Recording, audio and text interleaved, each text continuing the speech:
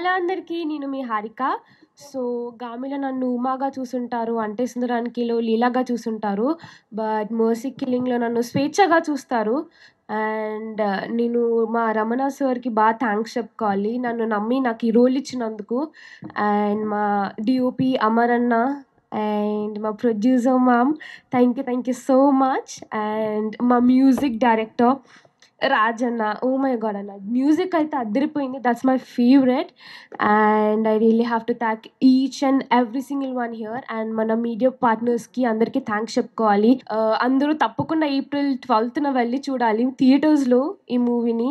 And thank you. That's all. Love you all. By by.